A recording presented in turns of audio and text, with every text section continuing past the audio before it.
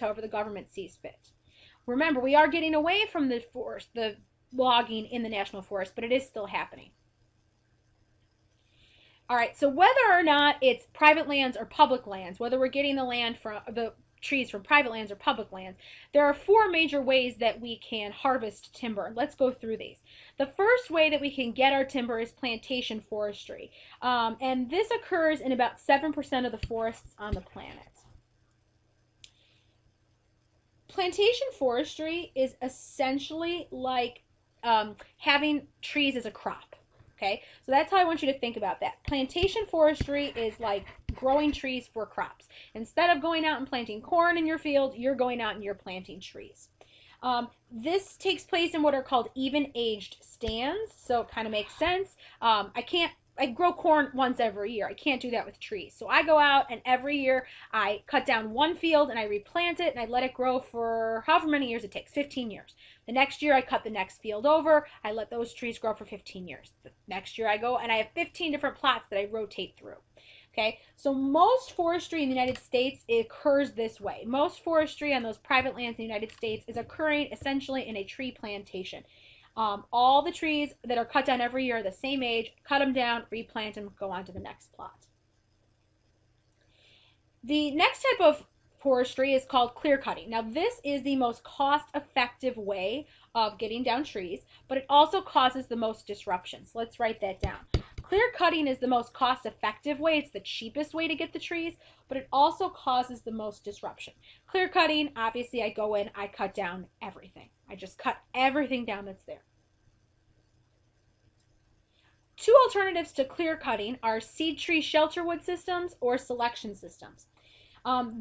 All of these are shown in a really great diagram in your book, so visual people might want to open that book up and look at figure 1214 before the test, but I'll describe these systems to you. In seed tree or shelter wood systems, instead of cutting down all the trees, I leave some of the largest trees, the already established trees, standing, and I just cut down the smaller trees. And that way, I do have more of a primary forest than a secondary forest. I don't cut everything down and let it regrow. I try to maintain some of that ecosystem. So the trees that I leave behind are called seed trees or shelter trees. So that's where the name comes from. And then the last type, selection systems, instead of going through and cutting down all the trees or cutting down the smaller trees, in selection systems, the foresters go through and maybe one year they cut down all the pines. And maybe the next year they cut down all the maples. Maybe the next year they cut down all the trees that are 30 to 40 feet. They go through and selectively decide what they're going to cut down from year to year. And again, just like the seed tree system, both of these systems are trying to maintain as much of the ecosystem as possible. But every single logging method, all 4 of these methods do disturb the ecosystem. Most of them speed the runoff. Most of them cause more flooding. Of course, they increase the erosion of the soil because you're getting rid of the roots of the trees.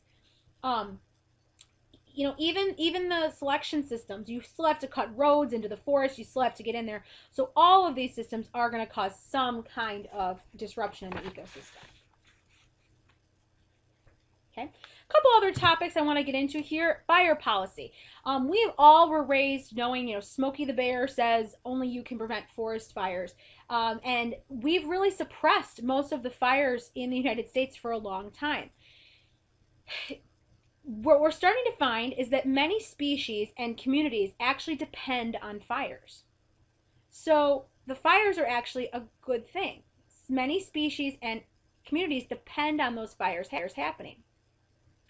So instead of using this idea of suppression, of stopping all the fires, we're really going towards more of a method of fire prevention with periodic controlled burns. You still don't want to go into a forest and leave your fire going or accidentally spark a flame and cause a wildfire to occur. That's certainly not what we're saying. But what we are saying is that it is important to go through in forests and have fires periodically. If you look at the curve in the graph, you'll see that from the 1960s to current data, if you look at that orange curve line, the trend line, now the number of acres that have been burned in fires has been increasing. And a lot of people think that has to do with the suppression, that we've suppressed fires for so long that there's so much kindle and so much dead firewood that can be caught up in a fire that when a fire does spark, it just goes crazy. If you pay attention to the news, over this past summer, there was acres and acres and acres of many states in the West that were burning. And some people think that that is caused by the suppression, that if we had periodic controlled burns, we wouldn't have those massive fires occurring. Another issue that comes up with fire policy is the wildland-urban interface. Wildland-urban interface is a really fancy way of just saying that we have a lot of people living in areas that used to be just, wild. That we have people living where these fires are taking place. So this is coming to a head, and we're hearing about it a lot more because it's not just that a wildfire is occurring, it's a wildfire is occurring where people live and burning down people's homes, and people are having to evacuate. I don't know what happened to my bullet here. Now, what the government's been doing is putting forth some acts. One of them is the Healthy Forest Restoration Act. And the Healthy Forest Restoration Act does ask for some burning. It does recognize the need to burn some of the trees. Okay, so we don't want to have that long-term suppression. We do want to go in and have some periodic controlled burns. But the bigger thing that the Healthy Forest Restoration Act asks for is salvage logging. Healthy Forest Restoration Act says, instead of burning the forests every once in a while, why don't we go through and take out all of those snags? Remember we talked about that word at the beginning of the chapter? Why don't we go through and take out all of those dead logs and dead trees that have fallen over in the forest, the kindling for those big fires, and why don't we use that as a source of wood? Why don't we go through and salvage all those snags, salvage all those dead logs, and use them as a source for wood? And then we're not only getting an income, a source of revenue from those trees, but we're also preventing these huge fires from happening. So there's definitely a change in fire policy when we look at our forests. There's also a change in our forests from the change in our climate. Two of the major things that we're seeing happen is an increase in the number of pests and a increase in the amount of fires due to the warmer weather. If you look at this data plotted from the 70s till current time, okay, the frequency of fires has increased. You can follow this line and see that we've had more intense fires in recent years. You can time that also with the decrease in the change in the time of when the spring snow melts. Okay, so any dot that's red is an early snow melt. Any dot that's blue is a later snow melt, and anything that's in the middle here is just about average of when the snow is supposed to melt. What you'll notice is that we are starting to have more and more years successively when we have earlier snow melt. When the snow melts earlier, we end up having drier weather for the rest of the season.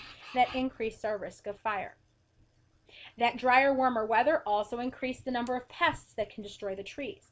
So climate change is having an impact on our forests. Now, to wrap up, let's just talk a little bit about policies and how policy has affected forests.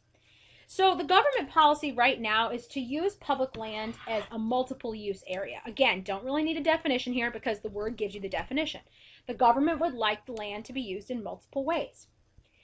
So historically, the land has typically been used for timber, but it's always also been used for recreation, for wildlife habitats, for mineral extraction. We've always used that land for multiple things. This is what the government wants. The government wants that public land, the 8% of the United States that it owns, to be used in multiple ways. But there is some controversy about this. What this means, since we're using this land for timber, is that about every year, about $100 million of taxpayer money is lost because we are selling timber below the market cost. And so because we're selling timber at such a low rate, and having to build roads to get into these forests to extract the timber, taxpayer money is lost every single year. Some people don't agree with that. Okay.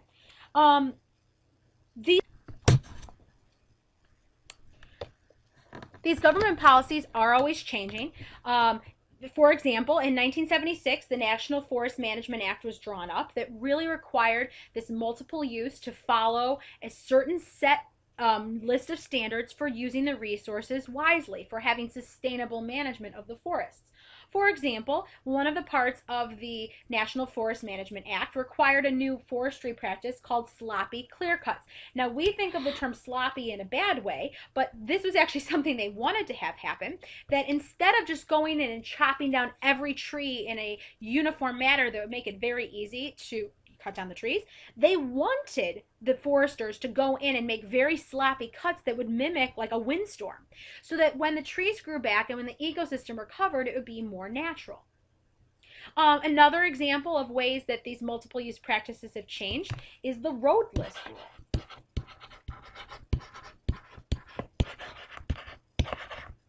The roadless rule is something that has come and gone several times. One president will mandate it, another president will take it away, and it comes and goes. The roadless rule, easy to remember, is the idea that you can't create any new roads in these forests. So some presidents have said, well, if we're going to cut down the trees in national forests anyway, you may as well build a road to get to it. Other presidents have said, nope, you can use existing roads, but you cannot build any more. We can't disrupt the ecosystem anymore. So we've always had this idea of multiple use. We want to use the land for different things. But the way that we use it, and how much of the government money is used, and how sustainably the practices are run does change over time. There's lots of different ways that land is protected, and you should know a couple facts about this before we get into all these different ways of preserving land. First off, currently about 12% of the global land is in a protected area. So you're talking about a good chunk, over a tenth of the world's landmass is in a protected area right now. Second thing we want to really quickly review is the difference between preservation and conservation. These are terms from the beginning of the year. Preservation versus conservation. If I want to preserve something, I want to never touch it. I want to set it aside as a preserve and never disrupt it, leave it just pristine how it always should be. This was the idea of John Muir. These are some people from our first chapter. John Muir wanted the national parks to be preserved. Conservation is a little different. If I'm going to conserve something, I'm going to set the land aside, but I'm still going to use it. This was the idea of Pinchot.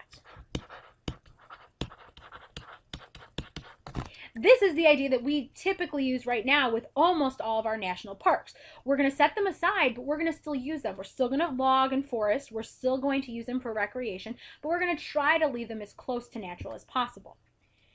So as we go through this list, you'll see that some of these are set up for preservation and some of these are set up for conservation. Okay, let's start off. Federal lands. Federal lands can be put into national parks, refuges, wildlife refuges, and wilderness areas.